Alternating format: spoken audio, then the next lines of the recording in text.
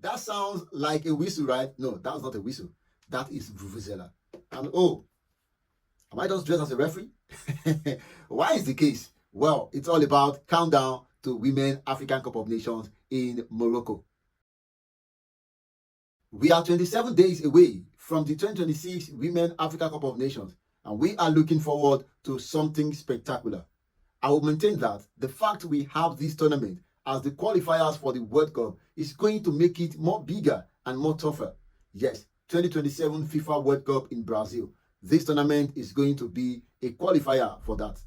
We have 4 automatic slots for the semi-finalists of this tournament and 2 other slots that will be coming from 4 other teams from the quarterfinals, and they will be going for eventual playoffs.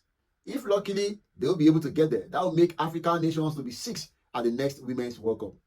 If you can have 10 at the Men's World Cup, why can't we have 6 at the Women's World Cup? But that is not the major point here. I have something to share with you, and it's about what happened at the last Women Africa Cup of Nations.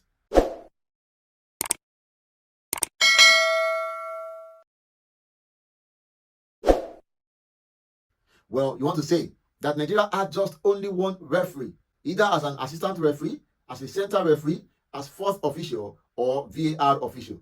Talking about Yemisi Eunice Akintoye. But guess what? Out of the 18 central referees that were taken to the WAFCON 2024, which was played last year in Morocco, only Yemisi Akintoye of Nigeria didn't get any single match to officiate as a center referee or as fourth official. What could have led to that? Although Yemisi made the CAF 46-man list for officials, but then she wasn't allowed to officiate any of the 31 games that we saw at the WAFCON. Despite passing all the fitness tests and every other examinations, why was she not featured? The other 45 officials had at least one game, either as an assistant referee 1 or 2, or a central referee, or a fourth official, or even VAR official. And that made Yemisi Akintoye's case a very unique one. It's hilarious, right? Yes, it did happen at the last Women African Cup of Nations. Nevertheless, that didn't stop Nigeria from winning the WAFCON in style. Now, we look forward to 2026 officials release. And I'm very quite sure that Yemisi Akintoye, a decent referee, a good one at that, will surely be a part of this trip.